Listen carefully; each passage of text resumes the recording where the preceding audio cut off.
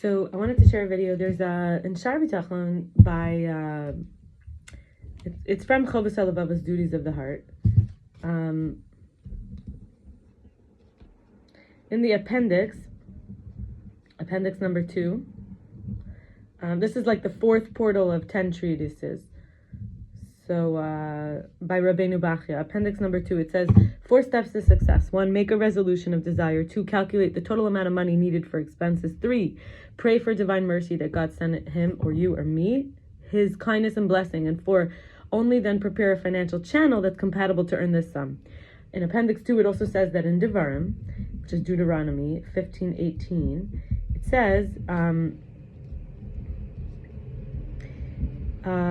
God will bless you in all that you do precisely. For if he'll not prepare a channel for livelihood, God's kindness will not manifest in the physical, and he'll only reap spiritual benefits of the blessings allotted to him in the world to come. He'll, however, go hungry in this world. He'll be punished for this, for he is stealing from his soul. I thought that was very, very powerful. And it continues, A, since he'll be subject to deprivation, his difficulties will prevent his soul from engaging in divine service to the desired degree. And B, each soul is allotted certain sparks of godliness it's destined to refine and elevate. And if he does not possess sufficient resources, he'll be unable to carry out the task of refinement destined for him.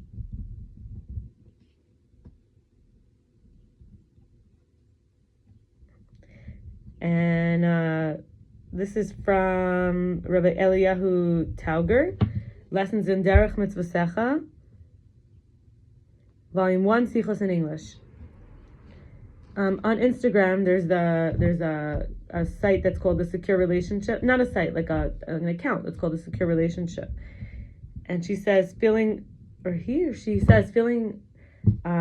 wanted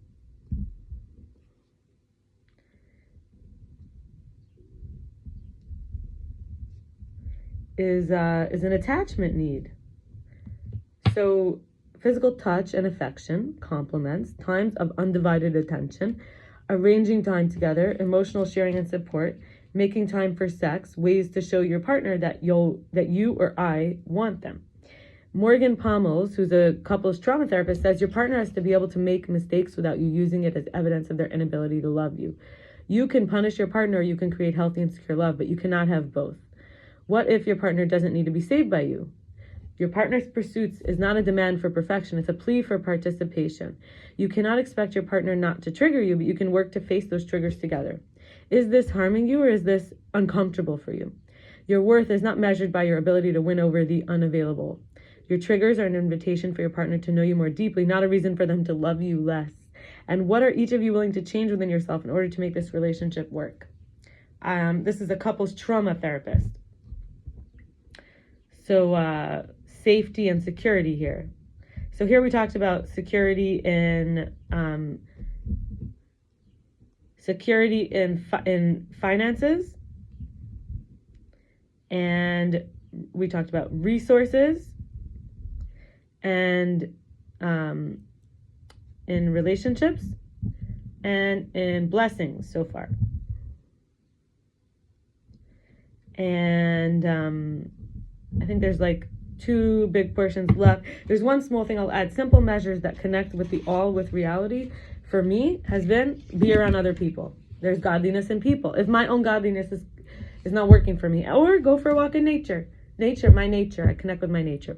So now our 2 big pieces left, they come together. It's called a cheshbon nefesh, make a spiritual accounting, or like a psychological account, or the vitality account, like our soul accounting. So Rosh Chodesh Elul was, so now we're in Nisan. It's about 6 months, Rosh Chodesh Elul, so that's like Libra. So Libra is Elul, and then we have, Tishrei is Elul, so it's Virgo. So we have from Virgo, so we have, let's say, Tishrei, so Elul, Tishrei, Cheshvan, Kislev, Teves, Shvat, Adar, Nisan, Iyar. So we're in the 9th month since then. It's like a birth. So I think it's cool to go through this now. We're in the 9th month. So this is what's going to come. Look at what came the year before. Rosh Chodesh El. How was 5784? Because that's the month to prepare for the new year. Rosh Hashanah. So I switched to davening in my own words and daily, not from only a sitter. I stopped trying with my parents. I restarted attending recovery meetings, 12-step programs, and continued with the Shar B'Tachon group that I just shared something from, and our Jewish recovery book study, even though I haven't been doing that anymore. I became 2 times or 3 times very fat. Joined Elisa Rivka. She does a dance group 3 times a week. I stopped working with Shana Vogel, and I barely paid rent. I got $5,000 to move from 446 to 657 Maple. From 446 to 65. Sorry, I used to live at 446, and then I moved. Michael stopped staying by me. It was by January time because it was very cold out, and he also had gotten shot, and I was helping him. I became friends with a woman named Hannah Lipsker, became briefly friends with Daniel Jeffers. He left to DC 2 weeks. At the time I wrote this, like at that time, I hadn't heard from him again. I continued not having sex, not even having a boyfriend, intimacy since the guy Yaakov the last summer. I had become somewhat suicidal and depressed at times. I spent most Shabbos, the last few months that I wrote this, alone at home. I was watching a lot of summits and conferences online. I've been in therapy with a woman named Amanda for a few months. I did a year of Rabbi Dr. Avram Twersky's book, Living Each Day, did the whole year. I continued going to 770, but mostly late at night, and I amped up on my Torah readings and my daily commitments.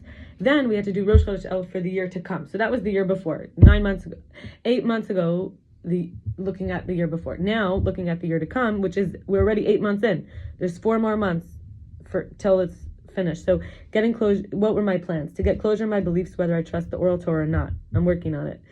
Maybe believing in Mashiach again, becoming happy and free as a single person, getting in shape, fit and healthy, healing woundedness and injuries physically, mentally, emotionally, finishing my first type book, marrying my husband, becoming more plant-based, eating-wise. I've done a lot of these already because I have not married my husband yet. Being financially independent and a job I love that works for me instead of just me working for it. And actually, I've had big changes in my career recently. Having enough nature wild time incorporated into my weekly schedule. I've been going to the parks a lot. Forgiving my family. I have been letting go of grudges, continuing to sing and dance, starting to prepare to make Aliyah, move to Israel. I've been thinking about it. Improving my confidence, self-esteem, and image, working on it. Releasing the people and practices that become heavy for me or that cause me stress and sadness, working on it. Preparing for motherhood, yes. Not isolating as much or at all, yes. Getting true, real friends, really, really deep healing over here. Trusting my gut, intuition, yes. Reconnecting with the light, the source, the creator, in a way that, of complete trust and surrender. Oh boy, am I working on all that. So good place to stop. I wish you all the best. Shavua Tov, good week. And lots of healing for us and love, lots and lots of love and feeling wanted and secure and safe. Amen. Thanks. Bye.